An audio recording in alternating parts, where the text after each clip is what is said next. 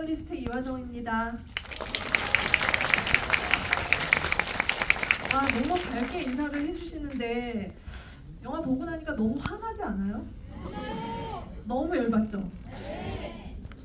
근데 너무 재밌지 않아요? 더 크게. 좀 밖에까지 들리게. 네. 너무 재밌죠? 네. 보통 이렇게 화나면 이제 그 뭐냐? 돌풍 같은 감독이 있습니다. 누굴까요? 네. 네, 이정재 감독님 불러볼게요. 이정재 감독님, 네, 자리를 고맙주세요. 네, 박수.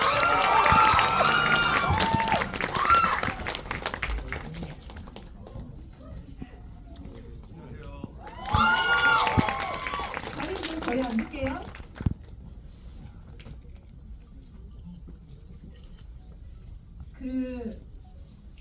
두 감독님이 같이 작업했던 작품이 1999년 태양넉자잖아요. 그 제목을 보면서 없다? 라고 생각을 했는데 오늘 보니까 태양 있었네요. 지금 영화의 신과 그리고 그 영화의 신과 함께하는 태양이 같이 오셨습니다. 먼저 아까 박수를 좀 주시긴 했는데 조금 더 큰 박수로 한번 감독님이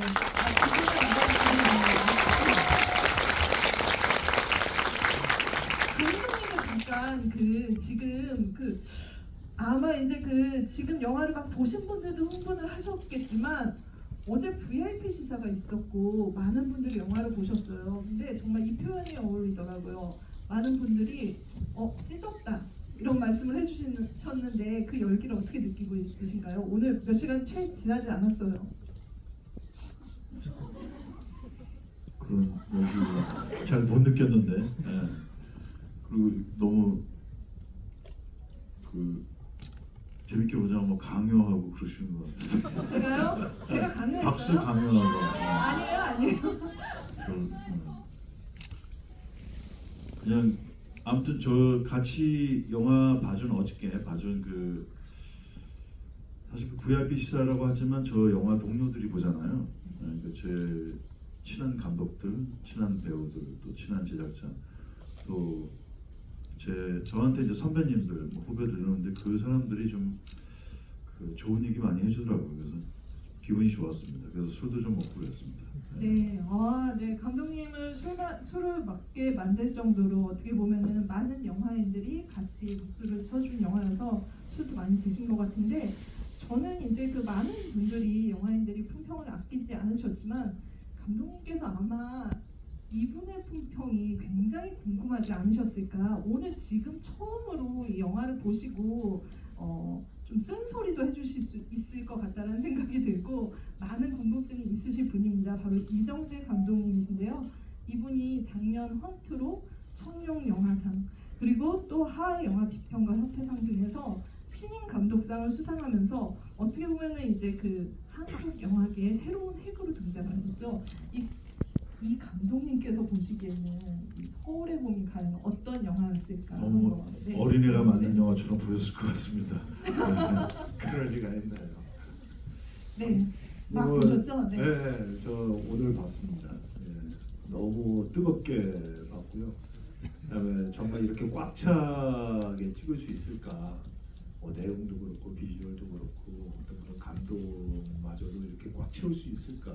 역시 김성수 감독님이 진짜 화면을 찢을 듯한 어떤 그 에너지는 내 영화에서 항상 있었지만은 이번 서울의 봄이 최절정이신 것 같고 정말 이런 영화야말로 극장에서 꼭 봐야 되지 않나 그런 생각을 보면서 계속하게 됐습니다. 이게 최절정이라 하면 이제 신인 감독 이정재에게 좀 자리를 물러주고 박수 칠 때 떠나라 약간 이런 얘기로도 들리는데 좀 경쟁 의식도 느끼지 않으시나요? 또 제가 또 출연을 해야 되니까 계속. 알겠습니다. 아마 이제 이 영화는 여러분들도 보셨지만 이 연출력뿐만이 아니라 진짜 연기 잘하는 배우들은 그동안 바쁘다 하셨는데 서울의 봄을 다 찍고 계셨나 보다 이런 생각이 들 정도였거든요. 근데 그 자리에 유일하게 또 안 계셨어요. 아 저는 그때 헌트 후반 작업하고 있을 때여서 아, 네. 도저히 참여를 할 수가 없었습니다. 죄송합니다. 네, 태양업다를 같이 한 정우성 배우님을 또 이렇게 여기에서 정말 역대급으로 멋있는 캐릭터를 연기를 하시는 걸 보면서 좀 탐이 난다 이런 생각도 드셨을 것 같은데. 처음에 이제 우성 씨가 한다고 하니까 참여한다고 하니까 아 나도 뭐 좀 해야 되는 거 아닌가 그래서 막 좀 마음도 좀 이렇게 뭐 조마조마하기도 하고 난 뭘 좀 해야 되는데 안 그러면 이제 후환이 또 있을 수도 있으니까 다음에 계속 해야 되는데 그런데 오늘 우성 씨의 그 연기를 보니까 우성 씨 연기가 너무 이 영화에서 이 푸근하고 또 가슴이 따뜻하고 넓은 어떤 그런 지휘관 혹은 이제 아버지의 삶까지도 느껴질 수 있는 그런 모습이었어요. 그래서 뭐 동료이고 친구이고 뭐 하지만은 또 다른 어떤 그런 정우성의 다른 모습을 보게 돼서 너무 마음이 따뜻했고 역시 이제 정우성이라는 배우를 정말 진짜 너무 아끼고 사랑하는 또 감독님이시잖아요. 네. 그러니까 그 모습이 또 느껴지니까 뭐 그냥 김성수 감독님 영화를 그냥 보는 것이 아니라 정우성의 영화를 보는 것이 아니라 이 두 분이 또 함께 만드니까 뭔가를 해냈다. 또 해냈구나 이 두 분이 그런 느낌을 많이 받았습니다. 약간 이제 그 너무너무 두 분의 협업에 대한 어떤 칭송의 멘트가 굉장히 기분 좋게 들리면서도 한편으로 나는 왜 빠졌을까 좀 쓸쓸한 어떤 그런 기운도 느껴지는데 과연 이 두 분의 대화에 대해서 정우성 배우님께서는 좀 어떤 생각을 하고 계실지 너무 궁금하지 않아요? 네, 그래서 제가 정우성 배우님을 불러보도록 하겠습니다.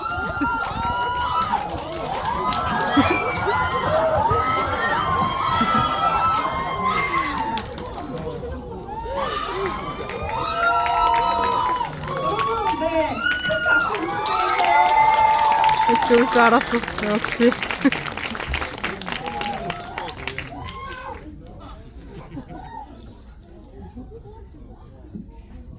네, 정우성 배우님 좀 밖에서 찢었다, 너무 멋있다, 역대급이다, 이 두 분의 협업 또 해냈다 이 얘기 좀 들리시던가요? 네. 안녕하세요 여러분 반갑습니다. 정 감독님께서 서울에 본 지구에 하신다는 얘기 듣고 저도 껴야지 하고 네. 왔습니다. 잘 오셨죠? 네. 글쎄요 뭐 좋은 얘기들이 지금 이렇게 많이 들리는 영화가 있었나 싶을 정도로 지금 얼떨떨할 정도로 많은 좋은 얘기들을 해주셔서 오히려 현실감이 없는 것 같아요. 네. 여기 지금 그 약간 이 무대가 천상계이다라는 생각이 드는 게 아까 제가 영화의 신이라고 말씀을 드렸고 태양 그런데 또 다른 태양 하늘에 태양이 두 개 있는 지금 그 현장을 여러분들이 목격하고 계십니다. 이게 어떻게 보면은 이제 그 태양은 없다 이후에 이런 그 쓰리샷 이걸 보는 것이 어떻게 우리한테 굉장히 매번 좀 감동을 주는 것 같아요.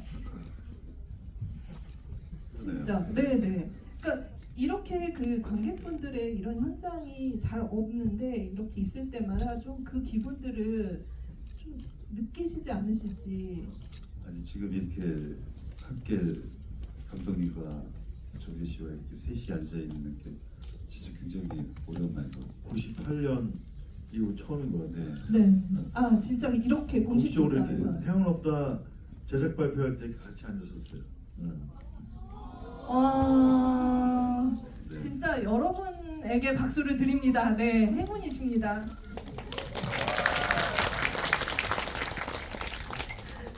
감독님께서는 좀 이 지금 사실 이제 그 두 분은 계속 이제 좀 협업을 하셨었는데 관객분들은 세 분이 다시 그런 모습들을 작품으로 보여주기를 굉장히 기다리고 있긴 했었거든요. 그런 열망을 많이 느끼셨을 텐데 이정재 감독님 좀 그 부분에 대해서 어떻게 생각하셨는지 계획이 있으셨는지 지금도 뭔가를 좀 만들어내고 있지 않을까. 사실 저희가 한 15년 전에 같이 영화를 하기로 의기투합을 해서 시나리오도 써보고 뭐 했었습니다. 근데 또 다 세 분 다 그러니까 뭐 저까지 이제 세 명이 다 바쁘다 보니까 시나리오가 생각만큼 그렇게 빨리 나오지를 못했어요. 그러다 보니까 또 다음 또 촬영 들어가고 하다 보니까 또 그게 좀 잘 완성이 못 된 기억이 있는데 빨리 해야죠.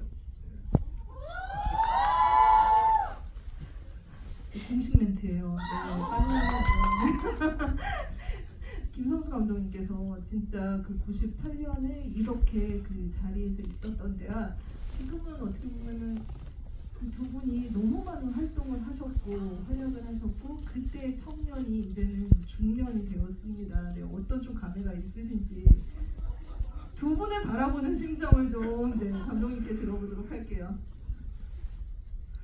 그 지금은 또 두 분 다 감독님 되시고 뭐 어마어마한 우리 대스타시고 정재 씨는 또 세계적인 그런 스타로 이렇게 발돋움해서 지금 뭐 한국 영화를 대표하는 분이 됐는데 사실 그 98년도에 그 제가 이 두 분이랑 태어났다 할 때도 두 사람이 어마어마한 스타였습니다.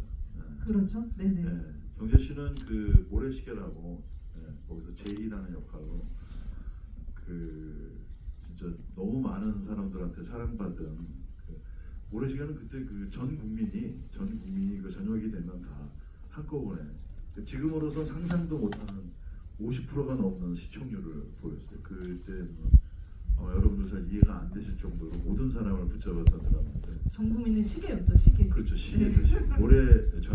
모래시계가 아니라 전 국민의 시계였는데 그래서 이제 거의 뭐 천상계에 있던 스타였고 또 우성 씨도 또 좋은 작품들을 많이 하고 그래서 이제 그때 탑 배우였고 그래서 두 분이 한다는 것만으로도 엄청난 그 주목을 받던 작품이었어요. 그래서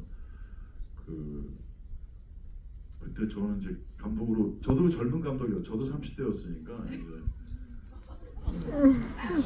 제일 크게 웃으시네요. 네, 오늘. 누가 제일 크게 웃었어요?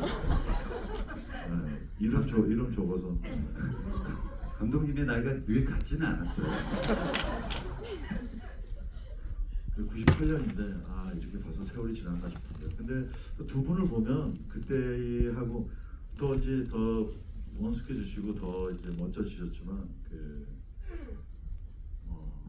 그때처럼 두 분 다 아직도 멋있고 또 그만큼 자기 관리도 철저하시고 또 공부도 많이 하시고 그래서 여전히 그때 위치랑 동일한 위치 그리고 더 높은 그 위치에서 더 많은 일을 하고 계신 것 같아요. 그래서 항상 두 분을 보면 뿌듯합니다.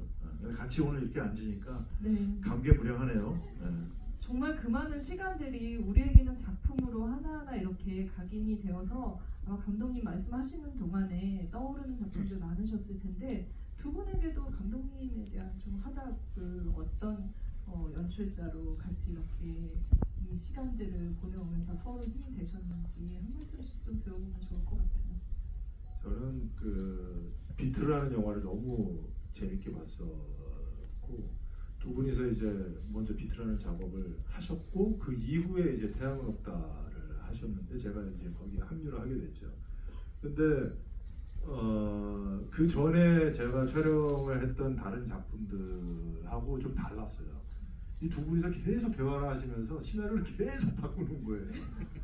그래서 아 이게 영화 작업이 이렇게도 되는구나 라는 생각을 하게 되면서 촬영이 들어가기 직전까지 거의 무슨 합숙소 같은 그 모텔에 모여서 영화사 앞에 이제 방을 하나 이제 잡아가지고 거기서 셋이서 계속 리딩을 하고 계속 시나리오를 수정하고 그러면서 캐릭터를 계속 만들어가는 그런 작업이 저한테는 굉장히 신선했고 그리고 또 현장에서도 계속 뭔가 더 좋은 아이디어가 있으면 반영을 해서 바꿔나가는 그 어떤 그런 굉장히 그 젊은 에너지라고 해야 될까요? 아니면 어떤 그런 그 영화의 열정에 대한 에너지가 그때 저는 좀 처음 느꼈었고 그 다음에 영화라는 작업에 대해서 새롭게 알게 되고 배우게 됐었던 그 기억이 지금까지도 가장 강력하게 남아있는 기억 중에 하나예요. 아마 이 많은 작품들을 배우로 또 이렇게 감독으로 하시면서 그때의 기억들이 재료가 되지 않았을까라는 생각이 드는데 정우성 배우님도 마찬가지로 또 같은 인상을 좀 받지 않으셨을까. 먼저 또 김성수 감독님이랑 같이 그런 분위기를 만든 배우님이시기도 하세요. 그 어떻게 보면 이제 두 분은 이제 뭐 감독님이셨고 또 동료 배우였고 그 관계성이 거기에 머물러 있을 수는 없는 것 같아요. 그 이상에 늘 언제나 그러니까 나를 입증해야 되는 어떤 대상으로 있어요. 그러니까 익숙해졌기 때문에 편하고 나를 잘 이해해주고 알아주고 내가 좀 실수해도 이해해주고 물론 그럴 수 있죠. 하지만 제 입장에서는 늘 좋은 동료로서 그리고 좋은 배우로서 이렇게 같이 작품을 안 하더라도 다른 작품에서 뭔가 이렇게 계속해서 발전하고 있구나 그런 모습의 대상이 되어야 된다라는 어떻게 보면 이제 두 분이 저에게 주는 어떻게 그 건강한 에너지겠죠. 그래서 늘 그런 어떤 긴장감을 늘 갖고 대하는 저에게는 굉장히 그 동료이자 감독 이상의 어떤 의미를 늘 주시는 두 분이기 때문에 그렇기 때문에 또 이렇게 작품을 같이 하거나 혹은 지금처럼 이렇게 서울의 봄을 따로 해서 이렇게 보고 이렇게 평가받을 때의 그 기쁨이 좀 남다르죠. 네. 아마 이제 여러분들에게 이 자리가 소중하듯이 이렇게 작품에 대해서 여러분들과 같이 나눈 이 자리가 이 세 분에게도 분명히 의미 있는 시간이라는 생각이 듭니다. 박수 한 번 더 부탁드릴게요. 태양이 없다 해서 그 도철과 홍기가 이제 그 나이를 까거든요. 서로 그때가 그 74년생이야. 막 이렇게 막 거짓말이야 막 이러면서 얘기를 하는데 사실 여러분들이 지금 막 보신 따끈따끈한 작품의 배경이 1979년입니다. 어떻게 보면 그 청춘들이 아직 굉장히 어렸을 때 그 시절이고 지금 관객들 오신 분들 제가 한 분 한 분 보니까 그 세월을 경험하지 못하신 분들도 있는데 감독님께는 그 당시에 이제 아까 말씀드렸잖아요. 30대였던 시절도 있었지만 여러분들이 모르는 10대 시절도 있으셨습니다. 김성수 감독님에게도 감독이라는 그런 어떤 영화인이 되기 전에 먼저 여러분들과 비슷한 그 청년기를 소년기를 거쳐온 사람으로서 먼저 이 시기를 거쳤을 텐데 이 이야기를 해야 할 어떤 그런 명분 같은 것들도 영화 감독 이전에 좀 있지 않으셨을까? 어떻게 이 작품 만들게 되셨는지 이야기를 감독님께 좀 먼저 여쭤보도록 하겠습니다. 이제 태양은 없다를 어서 던지고 근데 2023년으로 하니까 있습니다. 특히 또 저희들끼리 가끔씩 만나긴 했지만 이렇게 공식적으로 여러 영화 팬들 앞에 같이 앉으니까 두 분 얘기 들으면서 제가 그때로 확 가버렸어요. 근데 야 이렇게 그 25, 6년이 지난 것 같은데 이렇게 진짜 한순간에 그 시간 속으로 확 가게 된다는 게 너무 좀 놀랍네요. 그래서 두 분 얘기할 때 계속 같이 그때 이럴 때 생각이 막 머릿속에 나왔어요. 그 어렸을 때 듣던 그 유행가 들으면 한순간에 몇 초 만에 그 시절로 돌아가잖아요. 그렇죠. 네네. 그래서 두 사람 제가 이 두 분하고 태양은 없다라는 영화를 찍던 그 시절이 저한테는 참 아름다운 시절이었구나 이런 생각이 들어서 지금 그때로부터 잘 빠져나오지 못하겠네요. 진짜 신기하네요. 네, 정말 감독님께 박수 한 번만. 네.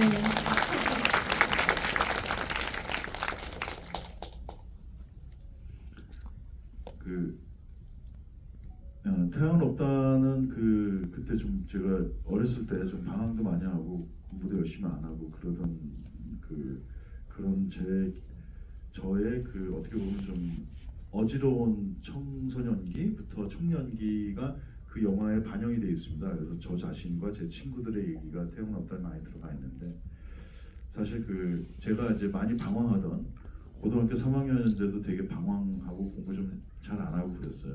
근데 그때 대학 입시가 다가와서 되게 긴박한 무렵이었는데 저희 집에서 그때 이제 잔치를 했어요. 예전에는 집에서 잔치를 하니까 그래서 큰 행사가 있어서 잔치를 하느라고 제가 이제 어머님이 그 제 방을 손님들한테 내주고 저는 바깥으로 나가서 이제 동네를 할 일 없이 거닐고 있었는데 그때 그 장갑차가 지나가는 걸 봤어요 동네에서. 그래서 그 장갑차를 보고 막 쫓아갔는데 그게 이제 제가 다니던 그 초등학교 그때는 국민학교라고 했는데 그 한남국민학교 옆으로 가더라고요. 그래서 거길 가는데 그때 총성을 들었어요. 근데 밤에 그 동네에서 저 한남동인데 총성이 어찌나 크고 얼마나 무섭던지. 근데 그거를 이제 군인 아저씨들이 막 가라 그랬는데도 그 호기심이 많은 나이여서 그런지 또 제가 그 공부에 대한 호기심은 없지만 그런 뭐 싸움 구경 이런 거 좋아하고 그래서 모르겠습니다. 그 총성이 너무 무서웠지만 그 자리를 못 떠나고 그 좀 높은 데로 올라가서 그걸 계속 구경했어요. 그게 그 당시에 육군 참모총장이 그 보안사 요원들한테 불법으로 납치되는 현장이었던 것 같아요. 네. 근데 보지는 못하고 그 소리만 들었는데 그로부터 제가 이제 이 12시 그날이 이제 12월 10일이었죠. 아마 그때가 제 생각으로는 7시 반쯤 됐던 것 같은데 그 사건으로부터 벗어나지 못한 것 같아요. 그래서 그게 어떻게 오래 여러 가지 제 인생의 경로를 거치면서 또 우리 그 하이브 미디어 코프의 김홍욱 대표님이 2019년에 저한테 그 시나리오를 딱 줬는데 와 이게 제 착각인지 모르겠지만 와 이게 운명적이라는 생각이 들었어요. 아 이게 어떻게 그로부터 이제 그 시나리오를 처음엔 섭뜻 못 잡았지만 그 시나리오가 저 발목을 붙잡고 놔주지 않더라고요. 그래서 하다가 이렇게 영화까지 만들게 됐습니다. 네. 저 박수 한번 부탁드리겠습니다. 이 영화 보면 누구나 그 악의 세력 빌런들에 대해서 공분을 살 수밖에 없고 이 전두광 미친놈 저는 막 할게요. 네. 나올 수밖에 없다라는 생각이 들어요. 그런데 만약에 이게 영화적으로만 진짜 재밌는 장치로 그 빌런을 매력적으로 보이게 했다면 사실 감독님의 영화적인 욕심이 앞섰겠구나 이런 생각이 들었는데 저는 그 빌런을 멋지게만 그리지 않고 정말 한국 사회를 지금 이렇게 병들게 어떻게 보면 그 세월 동안 만들고 많은 민주운동을 하시는 분들을 곤혹을 치르게 했던 그 사람을 제지하는 이태신이라는 캐릭터가 있었기 때문에 이런 흐름을 우리가 읽어낼 수 있다라는 생각이 들었거든요. 정말 아까 이정재 감독님 말씀하신 것처럼 진짜 멋있는 모든 것들을 다 품고 가는 그 캐릭터를 제안을 받으셨고 연기를 하셨는데 정우성 배우님께서는 이 마지막에 거의 이제 그 철망을 이렇게 올라가는 그 장면에서 감독님이 어린 시절에 보았던 그리고 풀지 못하는 수수께끼들 그것들을 어떻게 영화적으로 풀 수 있을지를 좀 보여준 캐릭터라는 생각이 들거든요. 좀 어떤 마음을 가지고 연기를 하셨는지. 사실 어떤 마음을 갖기보다 어떤 인물로 비춰질지 막연하게 그리고 어렵게 이태신을 찾아온 것 같아요. 그 이제 감독님이 서울의 봄을 하신다라고 이야기 듣고 이제 뭐 이런 시나리오입니다. 뭐 봐줘 그래서 이제 모니터링도 해드리고 그리고 이제 캐스팅이 점점 돼가는 모습 과정들을 보면서 이제 이게 점점 이게 나한테 오겠구나. 정말 나한테 오겠네. 그걸 느낄 때 이제 뭐 오면 어쩌겠어 해야지 라는 마음은 있었는데 피하고 싶은 마음이 있으셨던 네. 거예요? 아니 근데 네. 마침 그때 이제 정식으로 제안을 했을 때가 헌트 촬영 끝난 거의 직후였어요. 그래서 이제 감독님한테 그 우려를 말씀드렸죠. 이제 헌트의 정도라는 인물과 이태신이라는 인물이 다른 상황 속에 완전 다른 인물이긴 하지만 외피적으로는 어떤 한 인물과 연관되어 있는 인물이기 때문에 관객들이 그 맥락상에서만 따라와서 본다면 좀 겹쳐지는 부분이 있을 텐데 괜찮으시냐? 상관없으시다고 네. 말씀하시고 감독님은 네. 굉장히 강렬하게 기억하고 계세요. 완전하게 거절을 당한 걸로 맞죠? 그래서 제가 약간 이제 감독님을 또 밀당을 잘하거든요. 영화사에 이제 가서 한 3시간 동안 제가 답을 안 드리고 계속 이래. 그래서 이거 어렵지 않아요. 이태신 계속 이랬더니 숨을 계속 쉬더니 그래서 할 거야 말 거야 나 너 안 하면 안 할 거야 이러더라고요. 이 영화를 네. 그래서 해야죠 감독님 어쩌겠어요. 했더니 막 밖에서 기다리고 있던 김원국 대표한테 전화해서 한대 바로 말씀하시고 그랬던 기억이. 약간 기억의 왜곡이 조금은 있는 것 같은데 어쨌든 지금 두 분의 얘기를 한꺼번에 조합해서 들어보니 정우성 배우님께서는 종국에는 하려고 하셨던 것 같아요. 그런데 감독님을 늘 좀 애간장이 타게 만드는 배우라는 데는 이게 이견이 없을 것 같은데. 죄송합니다. 제가 잠깐 껴도 될까요? 네. 펀트 때문에 그 처음에는 좀 힘들다 그랬어요. 그런데 그 이야기가 맥락이 왜냐하면 그게 그 같은 시대 비슷한 시대에 그러니까 헌트는 시기적으로 뭐 역사적으로 정확하게 말씀 감독이 계시지만 이게 제가 알기로는 이제 약간 좀 지난 시기를 80년. 네네. 그러니까 근데 그 이야기 속에 이제 그 김정도하고 박평호라는 두 인물을 연기하시잖아요. 근데 그 사람들이 연관된 문제도 이제 그 거기서 이렇게 넘어온 그 세력들, 그 리더들 그런 얘기를 하는 거니까 이 연달아서 이런 이야기를 동일하게 하는 게 좀 이게 자기 캐릭터를 보여준다는 것도 그렇고 좀 그렇게 얘기를 하더라고요. 근데 그 얘기가 너무 맥락이 맞았는데 근데 저로서는 그 이태신 캐릭터는 꼭 우성 씨가 했으면 해서 이제 좀 제가 스토킹을 했죠. 예.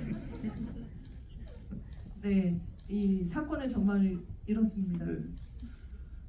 그래서 이제 그 전두광의 불이라면 이태신이 불과 물의 싸움처럼 보여주고 싶다라는 말씀을 하시는데 이게 뭐 물은 둘째치고 그냥 그 전두광이라는 불 앞에서 장작이 돼서 타버릴 것 같은 그런 그 강렬한 에너지가 있으니까 정말 막연했어요. 그리고 사실은 제가 감독님이랑 현장에서 이렇게 티격태격도 많이 하는데 감독님한테 사실은 가장 의지하면서 쫓아갔던 캐릭터였던 것 같아요. 이태신은. 감사합니다. 네, 두 분의 어떻게 보면은 아름다운 협업으로 다행히 이태신이 생명을 얻었다라는 생각이 드는데 이정재 감독님으로 보셨을 때는 지금 어떻게 보면은 이제 그 두 편의 그러니까 먼저 헌트라는 작품으로 연출자로서 또 배우 정우성을 경험을 하신 거잖아요. 왜 김성수 감독님 이렇게 정우성 배우가 필요했을까요? 아무래도 가장 믿는 배우라고 이제 생각돼요. 김성수 감독님한테는 정우성이라는 배우가 가장 믿는 영화의 동지라고 생각돼요. 그래서 아마도 제가 영화를 봤지만은 이태신의 역할이 극 중에서 상당히 어려웠었던 캐릭터 잡기가 굉장히 어렵고 그리고 그 안에서 출렁대고 넘실대고 막 파도가 치는 어떤 그런 감정을 굉장히 잘 누르면서 이제 연기를 하신 것 같아요. 그러니까 아마 김성수 감독님도 시나리오를 쓰실 때 이 인물만큼은 보완해동하지 않고 영화 전체적인 어떤 그런 흐름을 다 자기의 어떤 그런 충심으로 감싸는 듯한 어떤 그런 인물로 표현하시고 싶으신 게 아니었을까라는 게 느껴질 정도였는데 근데 사실 그런 연기를 한다라는 게 사실 쉽지는 않거든요. 영화 전체를 다 그 조금씩 빌드해 나가는 어떤 그런 감정선을 연기하기가 쉽지는 않은데 아마 그런 면에서는 이거는 정우성밖에 없다 그런 또 믿음 때문에 또 제안하신 것 같아요. 네. 또 이정재 감독님의 또 정우성 배우에 대한 이 예리한 말씀에 굉장히 이제 그 따뜻한 그런 인상까지 배어 나온다라는 생각이 드는데 이 영화가 여러분들이 러닝 타임이 처음 들어오실 때는 좀 긴장을 하셨을 것 같아요. 좀 길지 않을까라고 생각했는데 솔직히 영화 보시고 나서 잘 못 느끼지 않으셨어요?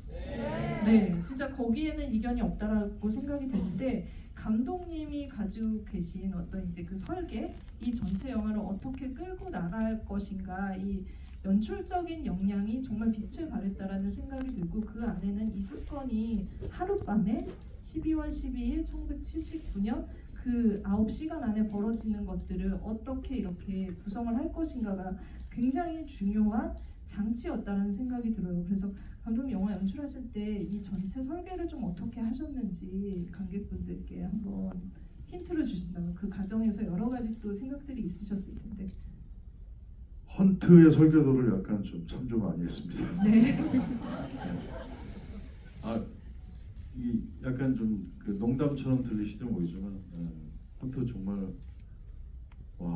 제가 그 영화 준비하실 때부터 왜냐면 제가 정재 씨랑 친하니까 그 시나리오도 보고 뭐 고친 것도 보고 그랬는데 감독 제안도 거절하시고 그 속도감 근데 그 막 액션이 벌어지고 막 그런데도 계속 그 이야기가 진행되잖아요. 사실 보통 영화들은 액션이 진행되면 이제 여기서부터는 액션이야 이렇게 하고 또 액션을 보여주고 여기서부터는 뭐 무슨 감정이야 이렇게 보여주고 그러는데 헌트는 그런 스토리와 인물의 어떤 내면과 액션과 모든 게 이제 같이 동시간대로 진행되는 굉장히 특이한 영화적 경험을 봤어요. 그래서 사람들이 좋아하고 저도 재밌게 보고 그랬던 것 같아요. 그래서 저도 이제 이 서울의 봄에서는 이게 9시간 동안에 그 당시 서울에 있는 이제 요초에서 동시에 9시간이 같이 흐르는 거잖아요. 일반적인 영화들은 이제 필요한 장면에서만 또 멈췄다가 시간이 흘러가고 또 중요한 인물한테 가서 멈추고 하는데 이 영화는 이제 그렇게 그 같은 시간대에 있는 한 공간에서 동시적으로 흘러간다는 느낌을 주고 싶었어요. 그래서 그런 시간에 대한 배려 이런 것들을 좀 신경을 썼고 또 헌트의 그 기가 막힌 촬영을 했던 이목의 촬영 감독이 네. 또 잘 아시다시피 서울의 봄의 촬영 감독입니다. 조명 감독도 같은 분이고 그래서 그런 관객들이 그 9시간을 볼 때 마치 그 사건을 옆에서 지켜보고 그 9시간 동안 같이 달려가는 느낌으로 이렇게 본다면 관객들이 이 혼란의 9시간 동안에 여기에 등장하는 굉장히 무수한 인간들이 있지만 그 인물 하나하나보다는 그 수많은 인간들이 어떤 식으로 판단하고 행동하고 결심하고 또 하는 그 사람들의 각자의 그 생각이나 가치관이나 그 판단의 어떤 기준 이런 것들을 보게 되지 않을까. 그래서 그런 방식을 취하고 그런 방식에는 이제 또 헌트도 또 서울에 온당한 이목의 촬영 감독의 힘이 굉장히 네. 그렇습니다. 네. 아마 뭐 여러분들도 이 촬영, 조명, 이 영화의 미술, 프로덕션 여러 가지 그 각 한국 영화 스태프분들의 어떤 인프라가 어느 정도 지금 절정인지를 경험을 하셨을 거라는 생각이 드는데 감독님께서 헌트에서 참고를 하셨다. 약간 눈치를 채셨나요? 영화를 보시면서? 그냥 말씀하시는 거고요. 헌트를 보셨을 때는 벌써 촬영 다 끝나셨을 때였을 거예요. 괜히 그냥 저 오늘 여기 와 있으니까 말씀해 주시는 거고. 그 감독님이 말씀하셨던 그 9시간 동안에 각 그 다른 장소에서 다른 인물들이 각자 생각하는 어떤 그런 작전과 그 긴박한 순간을 너무나도 이 2시간 20분 안에 그냥 확 압축을 해놓으시니까 저는 솔직히 물 한 모금도 못 마시고 계속 봤어요. 이게 진짜 아마 이제 그 여러분들이 헌트를 보시면서도 저는 이제 그 긴박감 속에서 이제 그 역사와 모자이크 되어서 어떤 방식으로 파장을 일으키는지를 분명 경험을 하셨을 거라는 생각이 드는데 그 헌트를 만든 또 연출자로서 아마 이 영화를 보시면서 정말 이 장면은 어떻게 이렇게 찍으셨을까, 어떻게 이렇게 구상하셨을까 하는 그런 부분이 있으실 것 같아요. 한 장면 꼽아주신다면. 뭐 장면으로만 생각하면 너무 많고요. 솔직히요. 너무 훌륭하고 너무 멋진 장면들이 많은데 저는 개인적으로는 그 마지막에 이태신이 그 바리케이트를 넘어가는 그 설정은 네. 이거는 정말 그 누구도 상상하지 못했었던 장면이 아닐까라는 생각이 들고 사실은 이 장면이야말로 관객들이 이 영화를 보면서 뭔가 뜨거움을 아주 극대화시킬 수 있는 그런 장면이 아니었나. 그래서 굉장히 영화적인 장면이 아니었나라는 생각이 들어서 오자마자 여쭤봤어요. 형 그거 혹시 감독님 그거 혹시 그 장면은 누가 쓰신 거예요? 왜냐면 여기 이 글에 이제 참여하신 분들이 꽤 네네 많이 있으셔서 계시니까. 그래서 이제 여쭤봤죠. 그럴 때는 뭐 당연히 뭐 감독님이 이제 생각을 해내셨고 우성 내가 씨 썼어 이러셨어요? 네. 아니 뭐 우성 씨를 위해서 쓰신 것 같아요. 사실. 네. 그 와. 저기 내가 썼지. 우선이 키가 크잖아. 바로 그때부터 잘 나와. 그래서 내가 썼지. 네. 그러니까 정확하게 배우의 어떤 그 프로포션과 그런 배우가 할 수 있는 어떤 역량들을 파악을 하셔서 이런 장면으로 설계를 하셨다고 합니다. 뭐 고생해주신 그 장면을 위해서 고생해주신 정우성 배우님 그리고 연출하신 김형수 감독님 그리고 그 장면을 이렇게 여러분들에게 끄집어 내주신 이정재 감독님께 박수 한번 부탁드립니다. 네. 저희 그러면은 오늘 이렇게 너무 많은 분들이 그 영화를 처음 보시고 흥분을 하고 계시고 궁금한 점도 너무 많으실 텐데 이 세 분께 질문을 할 수 있는 기회를 지금부터 드리도록 하겠습니다. 질문이 채택되신 분께는 저희가 이제 굿즈가 있어요. 서울의 봄 굿즈. 네. 그 리유저블 컵 요즘 많이 쓰시잖아요. 그거 계속 서울의 봄을 기억할 수 있도록 물 마실 때마다 한순간도 놓치지 않고 네, 그 컵을 드리도록 하겠습니다. 그러면 손 들어주세요. 네. 저희 이정재 감독님께 네, 한 분 채택할 수 있는 부담을 안겨드리도록 하겠습니다. 저쪽 네 5번째 줄인 것 같아요. 네.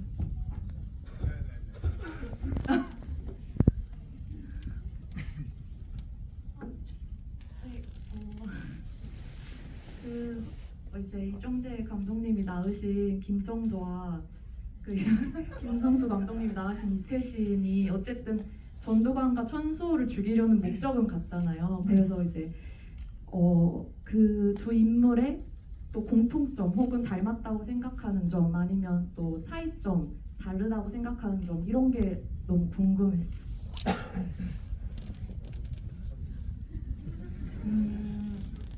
네. 우성 배우님이 답하기 딱 좋은 질문이에요. 네.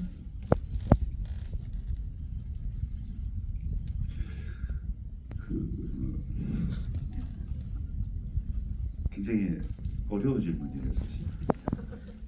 어떻게 보면 사실은 그 헌트는 사건에 휩쓸린 어떤 인물 이렇게 사건과 함께 가는 이야기죠. 어떻게 보면 이제 그거는 명분이 앞설 수 있는 거죠.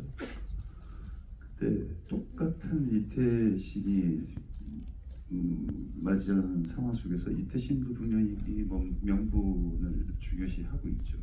하지만 그 선택지에서의 이 고민을 이렇게 들여다보는 관점이 이태신은 그러니까 인간 본성에 대한 어떤 고찰적인 어떤 탐구가 있는 것 같아요. 그러니까 이태신이 하는 얘기가 그렇게 막 이렇게 대의를 앞세우지 않거든요. 남들이 어떻게 살든 난 중요하지 않아. 그리고 이 싸움이 지든 이기든 난 상관없어. 그냥 내가 군인으로서 내가 이 길을 선택한 것뿐이야. 그리고 그 평가에 대해서는 뭐 누가 뭐래도 상관없어. 약간 이게 이제 인간으로서 그 군복을 입고 있는 한 사람으로서의 선택에 대한 어떤 의미를 앞에 내 던지느냐, 아니면 그냥 자기가 갖고 그냥 묵묵히 가느냐, 차이인 거죠. 그 정도는 약간 조금 이렇게 그 명분적인 어떤 싸움에서의 그 명분을 앞세, 그리고 이제 장르 자체가 이제 그 박평화의 명분 대립이기 때문에. 그리고 이태씨는 그런 어떤 인간으로서 그 사실은 그 서울의 봄에서는 많은 인간들이 나오고 그 인간들이 어떤 선택을 하는지에 대한, 그러니까 거기에 나오는 모든 인간의 선택이 우리 내면 안에 다 담겨져 있거든요. 근데 우리는 네 내면 속에 있는 그 선택의 생각을 어떤 것을 선택하느냐는 이제 본인의 의지인 거죠. 약간 그런 어떤 그 인간 본성에 대한 어떤 고찰적인 차원에서 약간 다른 면이 있더라고 말씀드릴 수 있겠어요. 네. 이 질문은 이정재 감독님께서 채택하셨습니다. 정우성 배우님께서 채택할 질문을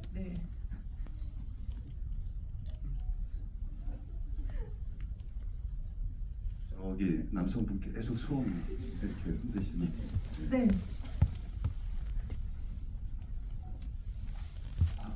네, 영화 너무 잘 봤습니다. 저 감독님께 질문 드리고 싶은데요. 저는 개인적으로 영화를 계속 보면서 그 모든 사람들이 좀 원문거릴 때 그 두 분만이 지금 행동주의자처럼 행동을 하셨다고 생각이 들어요. 그게 한 명이 저두광이고 한 명이 태신이라는 생각이 드는데요. 그게 약간 제일 잘 보였던 장면이 맨 마지막에 태신이 너는 대한민국 군인도 아니고 사람도 아니야 라고 했을 때 두광의 얼굴이 굳어지거든요. 혹시 저는 이 장면을 보면서 관객한테 이게 이런 또 비슷한 상황이 또 벌어지면은 태신처럼 행동주의자가 되나 약간 이런 메시지처럼 받았거든요. 혹시 이 부분에 대해서 의도하신 바가 있으실지 한번 궁금합니다.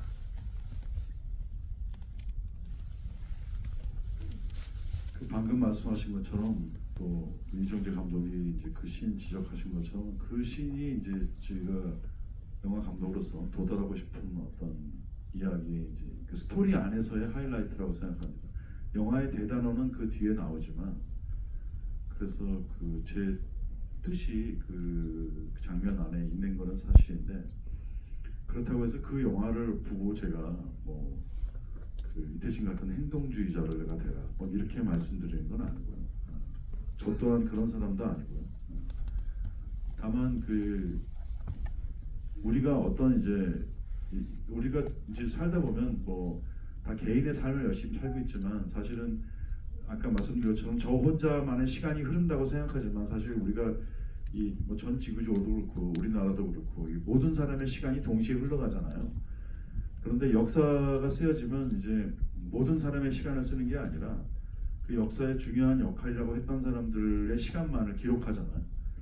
그래서 그 사람들의 시간만을 기록하니까 그 시간이 마치 역사에 기록된 부분이 대단한 거고, 굉장히 대단한 사람들이 대단한 그 생각과 깊은 과정을 갖고 만들어진다고 생각하는데, 저는 뭐 적어도 그 79년 12월 12일 밤에 있었던 사건은 실제 그 사람들은 우리나라의 대단한 사람들이었지만 그들이 내린 결정의 과정은 대단하지 않았다고 생각합니다. 그러니까 어떻게 보면 되게 하찮은 인간들처럼 행동을 한 거죠. 그래서 사람들이 다 열심히 공부하고 자기 가치관도 있고 세계관도 만들고 뭐 평상시에는 다 떠들지만, 우리가 또 이제 어떤 인생의 중요한 국면에 도달하면 각자 그 자기가 그냥 자기 본능과 그때 상황에 따라서 판단할 수밖에 없는 것 같아요. 그런데 사실 또 따지고 보면 어떤 인간이 어떤 순간에 어떤 말을 하고 어떤 결행을 하고 하는 건 그 사람이 살아온 전생애가 대답하는 한순간이라고 생각하거든요. 그러니까 우리를 이끌어가고 또 우리의 중요한 사회에 있는 사람들이 과연 그런 순간에 올바른 대답, 선택을 할 수 있는 분들인가, 이런 좀 생각이 들어요. 왜냐하면 저한테는 어린 나이지만 그 79년 12월 10일에 이루어진 일이 제 인생에 너무 커다란 영향을 미쳤거든요. 그래서 저는 여러분들한테 어떤 행동을 하라 그런 뜻은 아니고, 어떤 사람은 이렇게 생각해서 이렇게 행동하고 어떤 사람은 또 이렇게 자기한테 불행이 올 줄 알지만 또 자기 신념이 있으니까 끝까지 버티는 사람도 있고 그런 의미에서 그리고 또 우리 영화 속에 제 영화 속에 있는 사람이 실존 인물은 에서 출발하지만 실존 인물 자체는 아닌데 제 영화 속에 등장하는 실존 인물은 그 자기가 이겼다고 생각하는 순간 이제 자기 패배자가 다가와서 자기한테 방금 말씀하신 그 말을 했을 때 아, 자기 인생이 자기 전생애가 부정당하는 그런 느낌을 갖게 만들고 싶었어요. 이겼지만 결코 내가 기뻐할 수도 좋아할 수도 없는 그런 부끄러운 마음이 뭐 실제로는 인물은 부끄러운 마음을 느끼는 사람인지 아닌지 잘 모르겠는데 제 영화 속의 인물한테는 그때 부끄러움을 주고 싶었습니다. 네. 중요한 그 정정사항을 하나. 네. 네, 박수. 네. 이렇게 멋진 어떻게 보면 연출자의 말씀을 듣고 나서 네 사소한 그 정정을 하나 드리자면 이 유저블 컵은 여러분들 모두에게 드리도록 질문하신 분들은 그 서울의 봄 멀티 퍼퓸 더 격상된 선물을 드리도록 하겠습니다. 그래서 멀티 퍼퓸을 받아가실 분은 하는 게 아니에요. 약간 호객하는 것 같은 약간 느낌이 됐는데 지금 손 들어주세요. 감독님 한 분.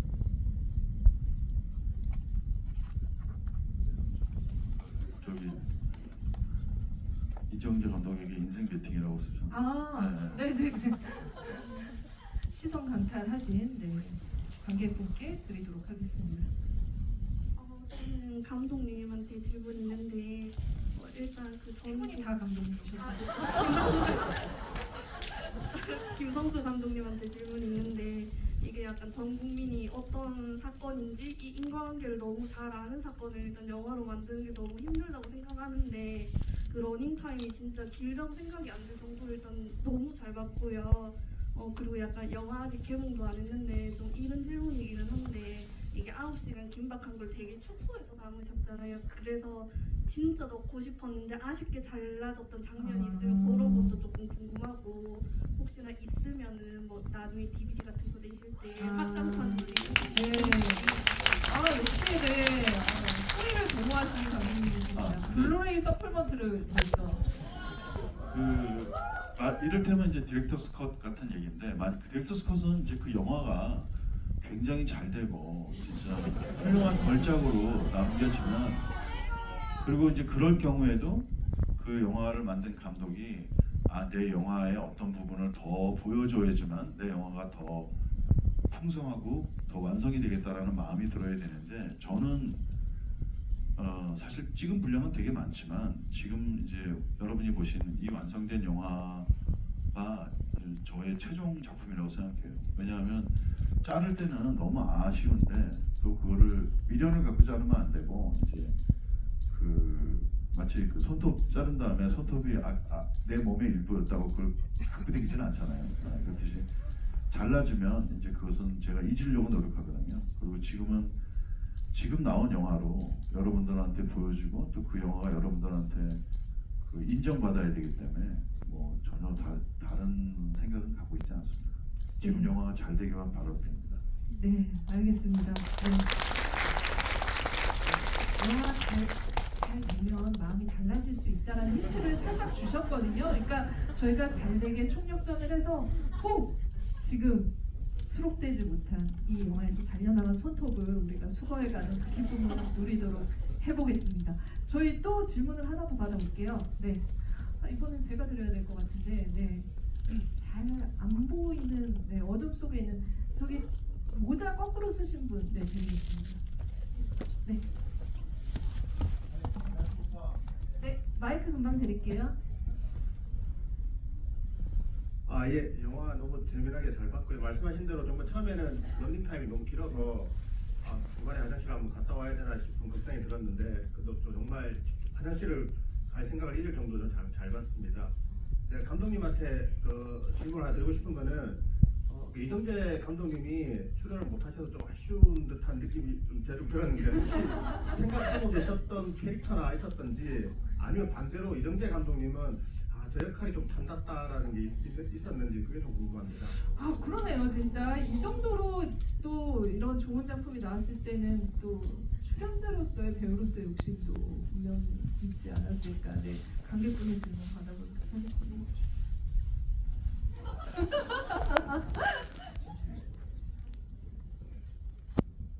네 답변.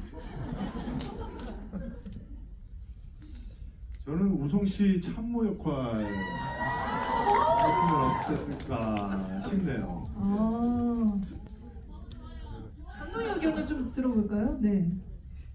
만약에 이정재 배우님께 역할을 아니, 준다면 그 헌트를 떠올려 보면 네. 그런 그 아까 말씀드린 저는 헌트의 가장 큰 장점이 그 이제 그 우리 근현대사의 굉장히 중요한 상업들을 굉장히 자유롭게 그 서로 이렇게 만든 것도 있지만 아까 말씀드린 것처럼 그런 이야기의 사건과 또 그 독림 찾기와 그 인물들의 딜레마 그다음에 그 지금 당장 벌어지는 사건들이 한꺼번에 흘러간다는 거예요.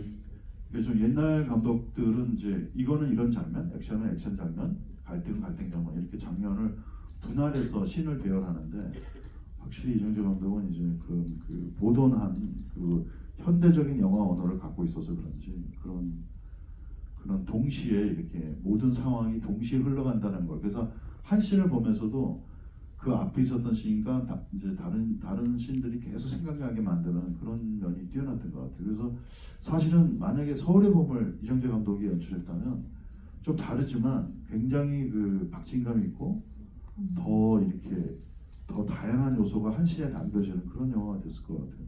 뭐 연기로 한다면 저는 우리 전두환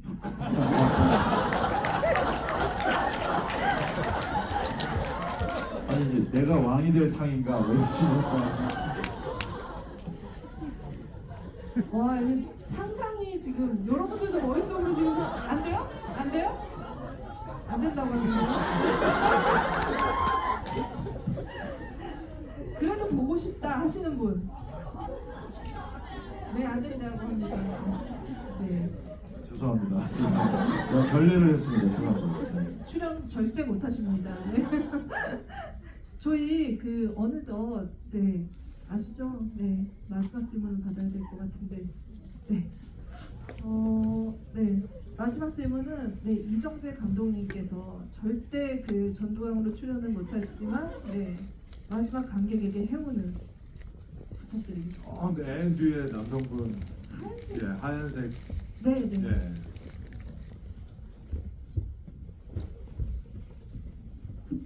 자꾸 상상이 돼서 지금. 영화 잘 봤습니다. 김성수 감독님한테 질문드리고 싶은 게 있는데요. 이 영화가 물론 다른 장면 다 좋았죠. 특히 엔딩이 너무 인상 깊었는데 시나리오를 쓰실 때 엔딩을 먼저 염두에 두고 쓰셨는지 아니면 쓰다 보니까 자연스럽게 이 엔딩은 이렇게 끝나야 되겠다라고 하는 건지 궁금한 점이 있고요. 그리고 마지막에 엔딩 스크롤 나올 때 군가가 나오는데 그 점이 인상 깊었는데 어떻게 저작권을 해결하셔서 이렇게 하셨는지 궁금합니다.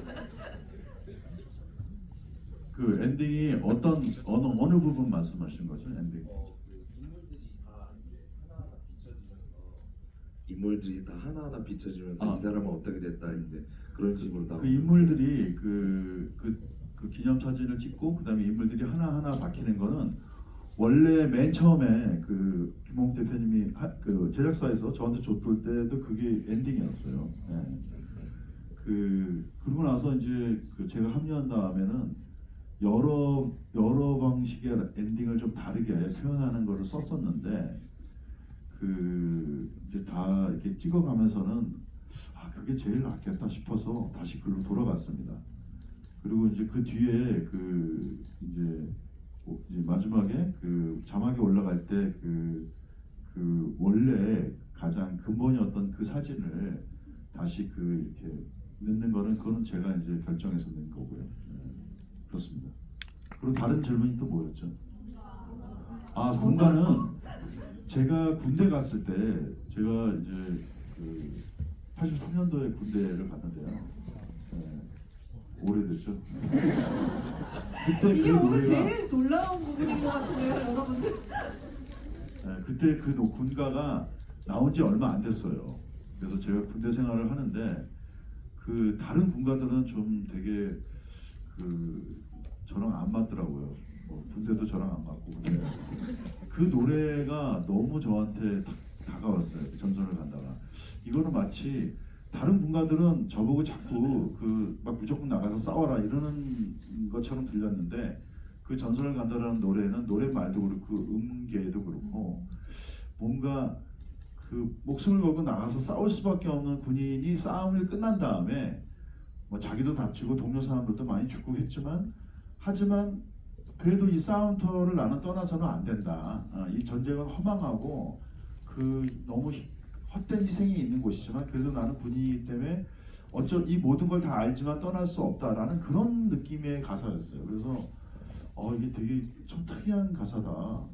그리고 특이한 노래다라고 해서 제가 늘 흥얼흥얼거리면서 좋아했던 것 같아요. 그래서 근데 이 영화 시나리오를 받았을 때 제가 이 영화를 만들 때 음악 감독이랑 첫 번째 미팅을 하는 날 아수라를 했던 이재진 씨하고 미팅하는 날 제가 그랬어요.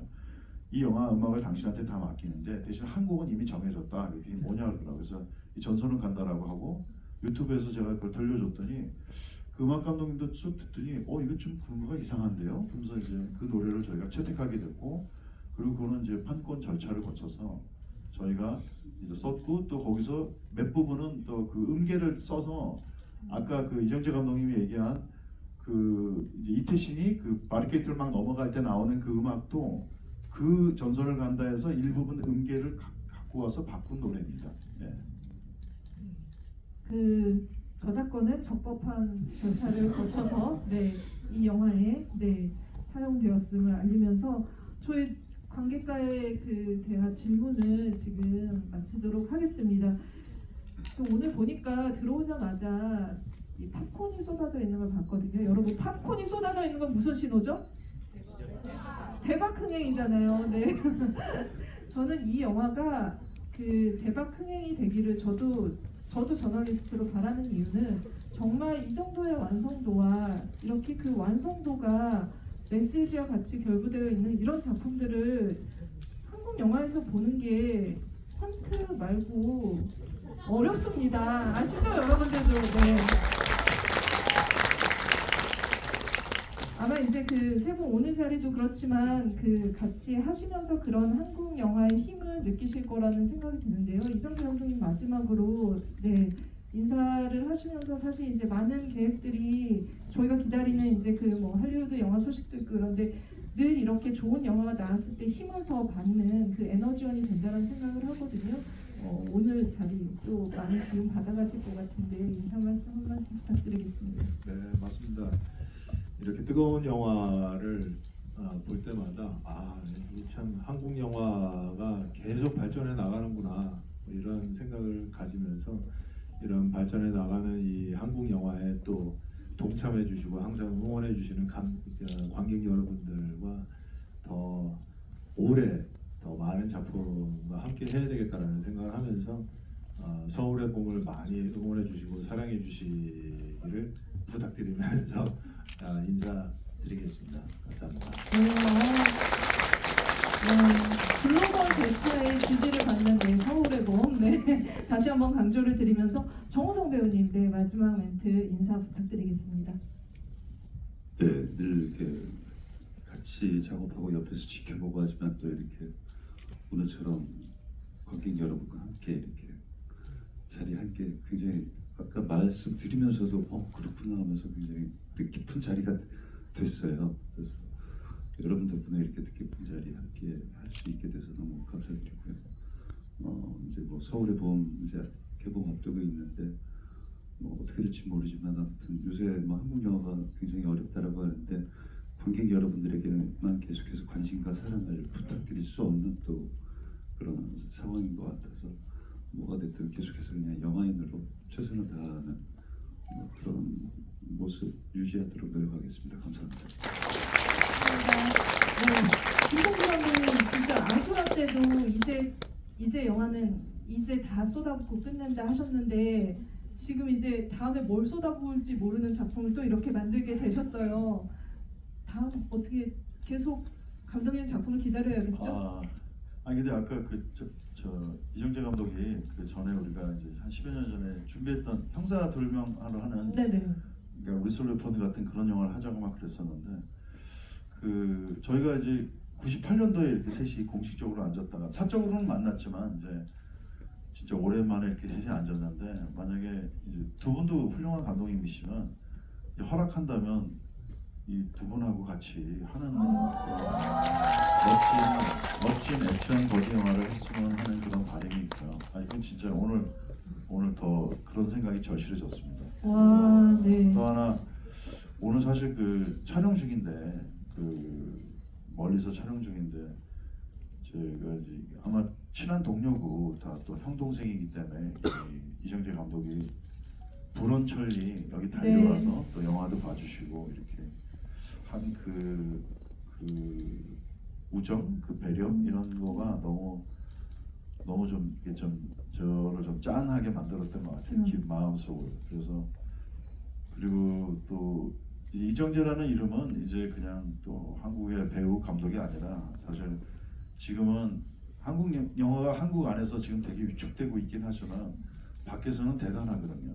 특히 또 한국 영화 배우 중에서 지금 이렇게 보면 약간 대표 선수 손흥민 같은 그런 지금 이정재 배우 박수 좀 주세요. 그래서 저는 이정재 씨가 또 이정재 감독이 하고 있는 모든 작품들 또 해외에서 하는 작품들이 정말 잘 되고 그리고 제가 이제 또 사석에서 형이니까 제가 정말 이정재 씨가 정말 더 열심히 하시고 더 책임감 있게 하셔갖고 이정재 씨가 나오는 모든 작품들이 다 잘 되고 또 여러분들도 더 힘차게 응원해 주시고 저 역시도 그러고 그래서 그 국내뿐만 아니라 국외에서도 한국 영화의 위상이 계속 떨쳐지기를 바라겠습니다. 네, 이상입니다. 이상 영화의 신의 애정어린 한 말씀이었고 저는 이 지금 침체된 한국 영화가 분명히 서울의 봄 같은 작품으로 다시 일어서야 된다라는 생각이 듭니다. 진짜 이 의지가 생길 정도로 이 의지를 마음껏 말하는 게 전혀 손색이 없을 정도로 우리에게 울림을 주는 그런 작품을 만났다는 생각이 들고 여러분들도 이 작품, 이 느낌 이런 것들 많은 분들께 또 먼저 보셨잖아요. 알려주시면 너무 감사할 것 같습니다. 오늘 이렇게 세 분 같이 함께 하셨는데 다음 작품 제목은 태양은 있다로 해서 거기거기 만드시길 바라면서는 저희 오늘 자리 마치도록 하겠습니다. 박수 부탁드릴게요.